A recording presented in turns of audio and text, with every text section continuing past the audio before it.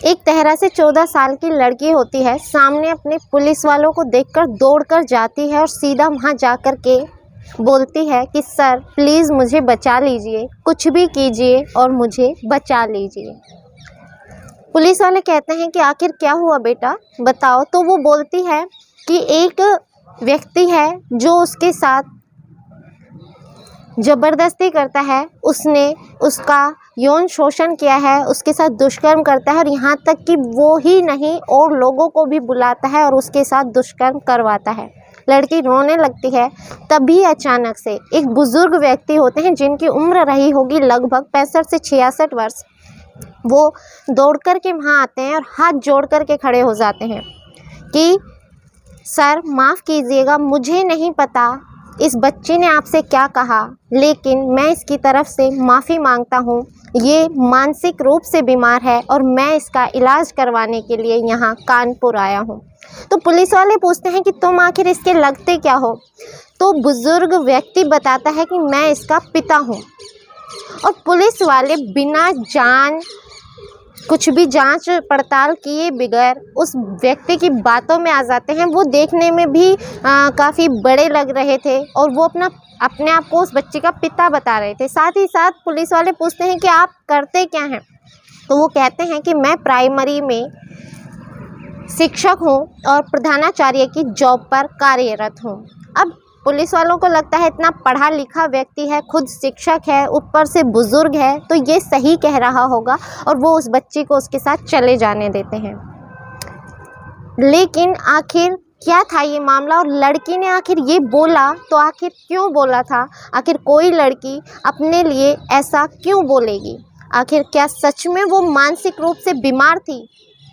तो ये सारी सच्चाई जब आप सुनेंगे तो सुनकर आप भी हैरान रह जाएंगे कि एक शिक्षक का रिश्ता एक स्टूडेंट के लिए इतना भी घटिया हो सकता है कि एक शिक्षक के नाम पर हम शर्मसार हो जाएं। नमस्कार, आदाब, सत श्री अकाल। मैं ज्योति गौड़ और आज की जो सच्ची घटना है, ये सच्ची घटना है एक उत्तर प्रदेश का एक ज़िला लगता है बाराबंकी और वहीं का एक थाना है हैदरगढ़। हैदरगढ़ में एक जो इंस्पेक्टर होते हैं वो लोगों की समस्याएं सुनने के लिए बैठा करते थे। वो वहाँ पर बैठे हुए थे, तभी अचानक से एक बुज़ुर्ग दंपत्ति वहाँ पर आकर के खड़े हो जाते हैं और अपनी बारी का इंतज़ार कर रहे होते हैं। लोग आते रहते हैं, जाते रहते हैं, आते रहते हैं, जाते रहते हैं, लेकिन वो बुज़ुर्ग व्यक्ति हिम्मत नहीं कर पाता कि वो जो बात कहने आया है वो कह दे।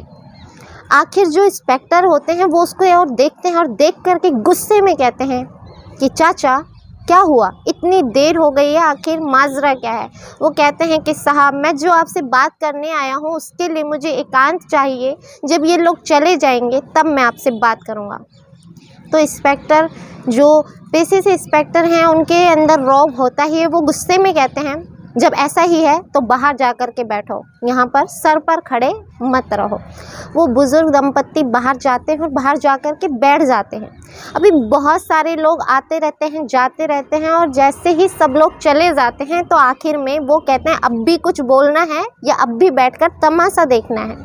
तो वो कहते हैं कि साहब हाथ जोड़कर विनती करता हूँ कि जो बात मैं आपसे कहना चाहता हूँ वो मैं आपसे अकेले में कहना चाहता हूँ। आपके जो सहभागी हैं, आपके साथी हैं, मैं उनके सामने भी ये बात नहीं कह सकता। तो जो इंस्पेक्टर होते हैं उन्हें और तेज़ गुस्सा आ जाता है। कहते क्या बकवास कर रहे हो? अब तक तो तुम्हें लोगों से परेशानी थी, अब तुम्हें लोगों के साथ साथ मेरे स्टाफ से भी परेशानी हो गई। आखिर ऐसा क्या है जो मैं तुम्हें इनके सामने भी तुम्हें कोई बात नहीं करनी है? मुझे लग रहा है तुम सिर्फ समय पास कर रहे हो, वक्त बर्बाद कर रहे हो। ऐसा करो तुम जाओ। तो वो कहते हैं कि सर मैं हाथ जोड़ता हूँ, एक बार मेरी बात सुन लीजिए, अगर आपको सही लगे तो आप मेरी बात पूरी सुनना, वरना आप कहेंगे तो मैं चला जाऊँगा, मेरे पास कोई और चारा भी नहीं है। अब जो इंस्पेक्टर होते हैं वो सबको बाहर जाने के लिए कहते हैं। अब बारी आती है कि हाँ अब बताओ।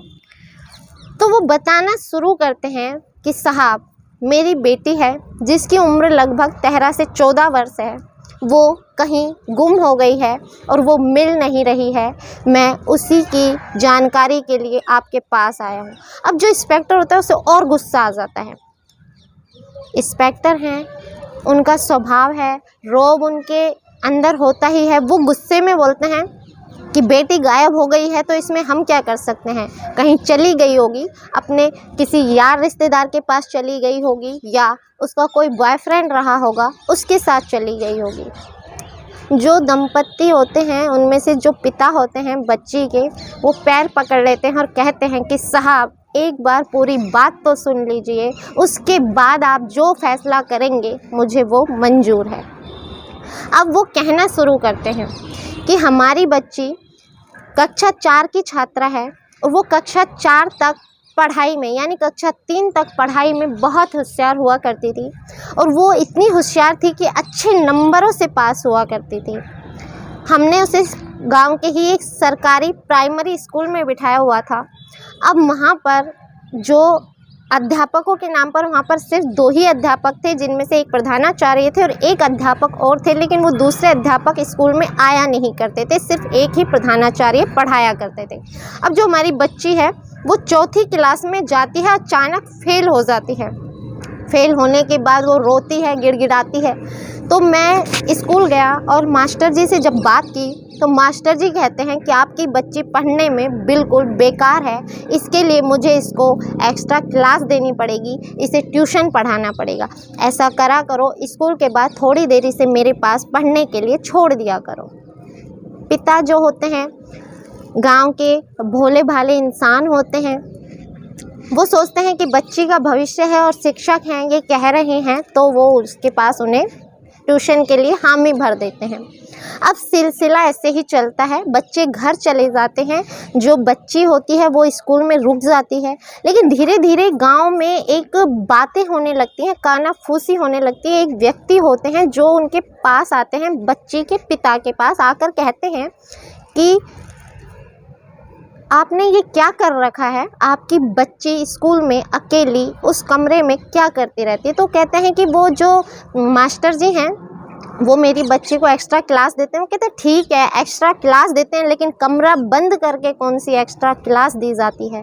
अब जो वो व्यक्ति होते हैं उस बच्ची के पिता, वो उस दिन तो शांत हो जाते हैं, दूसरा दिन सीधा वहीं पहुंच जाते हैं और जाकर देखते हैं तो कमरा बंद होता है और बच्ची और गुरुजी अंदर होते हैं। वो दरवाज़ा खटखटाते हैं, दरवाज़ा 4 से 5 मिनट बाद खुलता है। खुलने के बाद गुरुजी गुस्से में आग बबूला होकर कहते हैं क्या तमीज़ नहीं है तुम्हारे अंदर, जबकि तुमको पता है मैं तुम्हारी ही बच्ची को पढ़ा रहा था, तुम उसका भविष्य बर्बाद करना चाहते हो। तो वो हाथ जोड़कर कहते हैं कि साहब आप शिक्षक हैं, आप समझते हैं, आप योग्य हैं, लेकिन मैं गांव का एक मामूली सा इंसान हूं। आप इस तरह से दरवाज़ा बंद करके पढ़ाते हैं तो गांव वाले कानाफूसी करते हैं। कल को मेरी बच्ची की मुझे शादी करनी है, मैं एक छोटे से गरीब परिवार का रहने वाला हूं, मेरी बच्ची को कल को कोई नहीं अपनाएगा, इसलिए मुझे माफ़ कीजिए। और वो अपनी बच्ची को लेकर के आ जाते हैं। आज इस बात का पता चलता है और दूसरे दिन ही उस बच्ची का उस स्कूल से नाम कटवा लिया जाता है। अब जो लड़की होती है उससे पता नहीं उस मास्टर जी ने क्या कहकर बहलाया फुसलाया हुआ होता है। वो लड़की 4 से 5 दिन बाद मास्टर जी के पास जाती है और दोनों फरार हो जाते हैं। दोनों फरार हो जाते हैं, अब दोनों कहीं नहीं मिल रहे थे। अब जो माता पिता हैं अपने जरिए से ढूंढने की बहुत कोशिश करते हैं, लेकिन बच्ची कहीं नहीं मिलती और पता किया जाता है तो वो मास्टर जी भी गायब है। अब वो विद्यालय में भी नहीं आ रहे। अब जब वो विद्यालय में लगातार नहीं आते हैं तो जो दूसरे मास्टर जी थे उन्हें वहाँ पर रुकना पड़ता है, वो विद्यालय संभाल लेते हैं। अब यही बात करने के लिए वो जो बुजुर्ग दंपत्ति होते हैं वो इंस्पेक्टर साहब के पास आते हैं। अब तक जो इंस्पेक्टर साहब गुस्से में थे वो मामला समझ जाते हैं और बहुत उन्हें गुस्सा आ रहा होता है और वो बुज़ुर्ग दंपत्ति को कहते हैं कि आप चिंता ना करें, आप एक मुकदमा दर्ज करा दें। मुकदमा दर्ज होने के बाद आपकी बेटी को हम सही सलामत ढूंढ कर ले आएंगे और साथ ही साथ उस शिक्षक को भी कड़ी से कड़ी सज़ा मिलेगी। अब जो बुज़ुर्ग होते हैं वो इंस्पेक्टर साहब के पैर पकड़ लेते हैं, कहते हैं कि साहब नहीं, मैं ये नहीं कर सकता, मैं ऐसा नहीं कर सकता, मैं मुकदमा दर्ज नहीं करा सकता, तहरीर नहीं लिखवा सकता, क्योंकि अगर मैंने ऐसा किया तो मेरी बच्ची की बहुत बदनामी होगी और हम कहीं मुंह दिखाने लायक नहीं रहेंगे, मेरी बच्ची कहीं मुंह दिखाने लायक नहीं रहेगी। जो इंस्पेक्टर होते हैं उन्हें आश्वासन देते हैं कि ऐसा कुछ नहीं होगा, ये तहरीर सिर्फ मुझ तक रहेगी, मैं इसे ऑफिशियल तरीके से संभालूंगा, किसी के पास मीडिया में कहीं पर भी ये खबर नहीं जाएगी, आप सिर्फ तहरीर लिखवाएं, मैं आगे की कार्रवाई शुरू करता हूं। इंस्पेक्टर उन्हें अपने भरोसे पर तहरीर लिखते हैं और अपने साथ के एक एसआई होते हैं, एसएन सिंह सब इंस्पेक्टर, उन्हें ये केस सौंप दिया जाता है कि जाओ और ढूंढो उस बच्ची को और उस शिक्षक को, जितना जल्दी हो सके ला करके उस शिक्षक को गिरफ्तार करो। अब ढूंढना शुरू हो जाता है। बात थी 8 अक्टूबर 1997 की, बहुत पुरानी बात है, लेकिन शायद ये खबर सब तक पहुंचना बहुत ज़रूरी था, इसीलिए शायद मैं इसे कहानी के माध्यम से आपको सुनाने की कोशिश कर रही हूँ। अब जो अक्टूबर था वो पूरा बीत जाता है, लेकिन ना बच्ची मिलती है ना वो मास्टर जी मिलते हैं। अब जो इंस्पेक्टर होते हैं, सब इंस्पेक्टर जिन्हें ये केस सौंपा गया था, वो आखिर विद्यालय में पहुंच जाते हैं, विद्यालय जाते हैं, विद्यालय जाकर देखते हैं तो वो जो दूसरे मास्टर जी हैं वो वहाँ पर होते हैं। अब वो अपने तरीके से जांच पड़ताल करने की कोशिश करते हैं कि वो जो आपके साथ शिक्षक थे वो कहाँ हैं और उनका घर कहाँ है, गांव कहाँ है, वो रहने वाले कहाँ के हैं।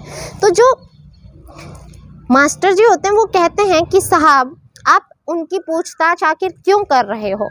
अब जैसा कि एसएन सिंह को आदेश थे कि वो इस केस के मामले में किसी से नहीं कह सकते थे, तो वो अपनी तरफ से एक बात बोलते हैं। शिक्षा विभाग से हमें एक शिकायत मिली है कि मास्टर जी को एक धनराशि दी गई थी स्कूल के कार्यों में लगाने के लिए, लेकिन उन्होंने उस धनराशि का उपयोग सही जगह नहीं किया, उस धनराशि में घोटाला कर दिया।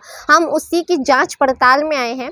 अगर उनके खिलाफ ये मुकदमा सही साबित होता है तो उन्हें सज़ा दी जाएगी। अब वो अपने तरीके से बात कह देते हैं। वो कहते हैं कि सर मुझे कुछ नहीं पता, इतना समय हो गया है, वो विद्यालय आ ही नहीं रहे हैं। अब ये मामला आया गया होने लगता है, क्योंकि जो बच्ची होती है उसके बारे में कोई कुछ कह नहीं सकता, बच्ची के बारे में कोई बात नहीं कर रहा था, मास्टर जी थे वो कहीं मिल नहीं रहे थे। अब ऐसे ही अक्टूबर, नवंबर और दिसंबर बीत जाता है। अब ऐसे ही समय जब बीतने लगता है, 3 महीने बीत चुके थे। एक लिहोरा का एक केस था जिसको वो जो एसएन सिंह थे वो सॉल्व करने के लिए लिहोरा में एक जांच के लिए वहाँ पर पहुँचते हैं। वो जांच के लिए वहाँ खड़े होते हैं कि थोड़ी दूर में एक 13 से 14 वर्ष की बच्ची एक बुज़ुर्ग व्यक्ति के साथ वहाँ से जा रही होती है। वो जैसे ही बाइक लेकर के दोनों एसएन सिंह और उनके साथी वहाँ से निकल रहे होते हैं, तो वो बुजुर्ग व्यक्ति अचानक से पुलिस वालों को देखकर घबरा जाता है और वहाँ से थोड़ी दूर भाग जाता है, लेकिन बच्ची वहीं रुकी रहती है। अब एसएन सिंह वहीं रुकते हैं और वो बच्ची दौड़ करके एसएन सिंह के पास आती है और आकर कहती है कि सर प्लीज़ मेरी मदद कीजिए और मुझे इस दरिंदे से बचा लीजिए। अब वो बच्चे से पूछते हैं कि तुम कौन हो। वो बच्ची अपना नाम बताती है, पता बताती है, गांव का नाम भी बताती है। एसएन सिंह सोच में पड़ जाते हैं, ये तो वही बच्ची है जिसे हम पिछले 3 महीने से ढूंढ रहे थे। अब वो बच्ची को कहते हैं कि ये तुम्हारे पिता हैं। वो कहती है हाँ। वो कहती है ये तुम्हारा गांव है। वो कहती है हाँ। तो वो कहते हैं कि जो तुम्हारे साथ व्यक्ति था वो कहाँ गया। वो कहते हैं कि सर वो कहीं गया नहीं है, वो पेड़ के पीछे ही छुपा हुआ है। अब एसएन सिंह जाते हैं और उसे सीधा हिरासत में लेते हैं और उससे हैदरगढ़ थाना में लाया जाता है। अब हैदरगढ़ के थाने में ला करके शिक्षक को तो बंद कर दिया जाता है, रिमांड पर बैठा दिया जाता है पूछताछ के लिए। और जो बच्ची होती है उसकी काउंसलिंग के लिए एक महिला इंस्पेक्टर को बुलाया जाता है और बच्ची के बयान लिखवाए जाते हैं। कहा जाता है, जो इंस्पेक्टर साहब होते हैं वो कहते हैं कि इस बच्ची का बयान कागजी तौर पर आप लिखित में ले लीजिए और पूछिए आखिर इसके साथ हुआ क्या था। तो बच्ची बताना शुरू करती है कि सर मैं कक्षा 3 तक पढ़ाई में बहुत अच्छी थी, लेकिन अचानक से जब मैं कक्षा 3 में हुई तो ये मास्टर जी का हमारे स्कूल में आना हुआ। इनकी उसी समय पोस्टिंग हुई थी और इनका एक बहुत गंदा स्वभाव था। जो भी लड़की देखने में अच्छी खासी दिखती थी, सुंदर होती थी, उसे ये बेबात के डांटा डपटा करते थे, लड़ाई झगड़ा किया करते थे, बात बात में लड़ते थे और सजाएं दिया करते थे। स्कूल की एक भी बच्ची ऐसी नहीं होगी जिसको इन्होंने गलत तरीके से छुआ ना हो, उसके साथ गलत व्यवहार ना किया हो, उसके साथ दुर्व्यवहार ना किया हो। लेकिन मैं उन बच्चियों में से सबसे ज़्यादा बदनसीब थी कि ये मेरे साथ कुछ ज़्यादा ही हो गए और इन्होंने मुझे कक्षा 4 में फ़ेल कर दिया। जब इन्होंने फ़ेल किया और मैं रोते रोते इनके पास गई तो इन्होंने कहा कि तुझे अगर पास होना है तो जैसा जैसा मैं कहता हूँ तुम वैसा वैसा करोगी, वरना तुम कभी पास नहीं होगी। सोच के देखो, तुम्हारे साथ के लड़कियाँ आगे निकल जाएंगी और तुम यहीं रह जाओगी, तुम्हारे घर वाले तुम्हें पढ़ाएंगे लिखाएंगे भी नहीं। तो बच्ची कहती है मैं डर गई और जैसा ये कहते गए मैं वैसा करती गई। इन्होंने मुझे बैड टच किया, गलत तरीके से छुआ, धीरे धीरे मेरे साथ बलात्कार भी किया। अब बच्ची बता ही रही है। उसके बाद बच्ची बताती है कि एक दिन जब मेरे पापा ने स्कूल छुड़वा दिया तो इन्होंने मुझे झांसा दिया कि तुम इतनी सुंदर हो, इतनी खूबसूरत दिखाई देती हो, तुम तो फिल्मों में हीरोइन बनने लायक हो, तुम्हें यहाँ रहकर भविष्य बर्बाद करने की ज़रूरत नहीं है, ऐसा करो तुम मेरे साथ चलो। और मैं इनके बहकावे में, इनके छल प्रपंच में आ गई और मैं इनके साथ आ गई। ये आए और आकर के मुझे एक जगह ले जाकर इन्होंने मेरी मांग में सिंदूर डाल दिया, गले में मंगलसूत्र डाल दिया और बोला कि आज से तुम मेरी धर्म पत्नी हो। मुझे शादी का मतलब तक नहीं पता था, सिर्फ सिंदूर और मंगलसूत्र का मतलब पता था। लेकिन मुझसे कहा जाता था कि बाहर जाओगी तो तुम किसी को ये नहीं बताओगी कि मैं तुम्हारी पत्नी हूँ, बल्कि बाहर तुम ये बताओगे कि ये मेरे पिता हैं, मैं इनकी बेटी हूँ। अब ये रिश्ता इतना कलंकित था कि बाहर वो लोग बाप बेटी बनकर रहते थे, लेकिन अंदर बंद कमरे में पति पत्नी वाले जो सारे संबंध थे वो एक दूसरे से बनाया करते थे। सिलसिला ऐसे ही चलता रहता है। अब वो बच्ची कहती है कि हम बाहर जाएंगे, मेरे पास कपड़े वपड़े नहीं हैं, तो मैं क्या करूँ। तो वो कहता है कि ठीक है। तो वो सिंदूर लगाने लगती है। तो वो कहता है कि सिंदूर बाहर नहीं लगा के जाना है, क्योंकि अभी हमारी शादी रजिस्टर नहीं है। जब हम कोर्ट मैरिज कर लेंगे उसके बाद तुम ऑफिशियल तरीके से मेरी पत्नी बन जाओगी, उसके बाद तुम्हारा जो मन करता है तुम वैसे रहना। बच्ची होती है, ठीक है, मान जाती है। इसके बाद सिलसिला ऐसे ही चलता रहता है। एक दिन वो बोलते हैं कि आज कुछ कोर्ट के ऑफिसर्स आएंगे, वो कुछ कागज़ लेकर आएंगे, वो हमारी ऑफिशियल मैरिज करा देंगे। वो आते हैं, आने के बाद जो शिक्षक होता है वो बोलता है कि मैं अभी कहीं बाहर जा रहा हूँ, चाय नाश्ते का इंतज़ाम करके आता हूँ, ये जैसा जैसा कहते हैं इनका कहना मानना, क्योंकि यही हमारी शादी कराएंगे। वो चला जाता है, दरवाज़ा बाहर से बंद कर जाता है। जो व्यक्ति आते हैं, 2 लोग, वो उसके साथ ज़बरदस्ती करते हैं, बलात्कार करते हैं।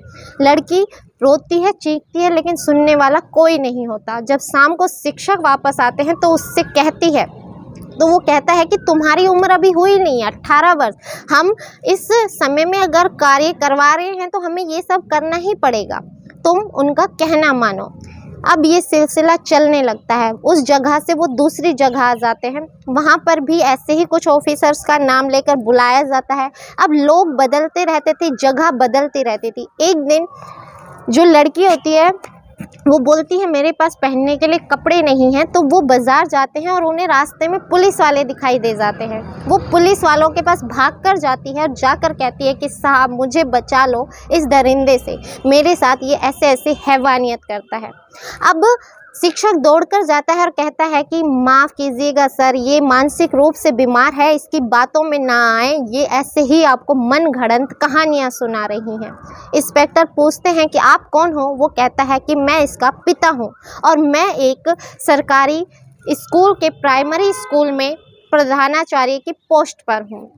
तो पुलिस वाले ज़्यादा इस मामले को तवज्जो नहीं देते और बच्ची को उसके साथ जाने देते हैं। लेकिन अब जो वो शिक्षक होता है उसे एक गांव में ले जाता है, ऐसी जगह जहां आसपास दूर दूर तक पुलिस का नामो निशान नहीं था। लड़के को मारा जाता है, पीटा जाता है, कहा जाता है चिल्लाओ जितना चिल्ला सकती हो, अब तुम्हारी आवाज़ यहाँ कोई नहीं सुनेगा। अब रोज़ उसके साथ लोगों को बिठाया जाता था, लोग बदले जाते थे और ये कुकृत्य चलता रहता था। तो जो बुजुर्ग व्यक्ति था वो जिस कार्य को नहीं कर पा रहा था वो उसके लिए दूसरे लोगों को बुलाता था और उससे पैसा भी वसूल करता था। लेकिन लड़की की जो ज़िंदगी होती है वो एक जहन्नुम की तरह बना देता है। लड़की घुट घुट कर जीने लगती है और एक दिन ऐसे ही वो जगह बदलने के लिए वहाँ से जा रहे थे और ये लिहोरा की बात है, वहाँ पर एसएन सिंह से ये लोग टकरा जाते हैं और एसएन सिंह इन्हें गिरफ्तार कर लेते हैं। जो लिखने वाली महिला कांस्टेबल थी जिसने ये बयान लिखा, उसकी आंखों से आंसू आने लगते हैं,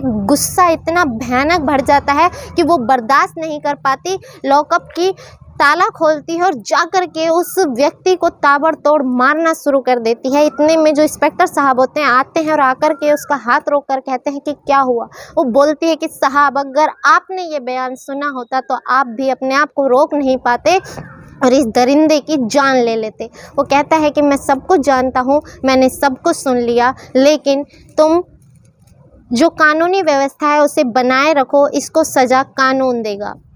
अब जो इंस्पेक्टर होते हैं उन्हें कोर्ट के लिए दूसरे दिन गाड़ी में बिठा रहे होते हैं, एक व्यक्ति उनकी मदद कर रहे होते हैं। इतने में 8-10 महिला पुलिस कर्मचारी होती हैं, वो आती हैं और गुस्से में उस बुज़ुर्ग व्यक्ति को गाड़ी से खींचती हैं और मारना पीटना शुरू कर देती हैं। इतना मारा जाता है कि वो अपने आप को बचाने की कोशिश कर रहा था। अब जो इंस्पेक्टर होते हैं वो रोकने की कोशिश करते हैं लेकिन वो रुकती नहीं है, उनके अंदर गुस्सा और क्रोध इतना बढ़ा हुआ था। लेकिन इंस्पेक्टर साहब कहते हैं कि अगर तुमने कानून की मर्यादा का उल्लंघन किया तो हमारे थाने का नाम खराब हो जाएगा, थाने पर मुकदमा दर्ज हो जाएगा, हम कानून हाथ में नहीं ले सकते, आप सब छोड़ दो, इसको जो भी सज़ा होगी वो कानून देगा।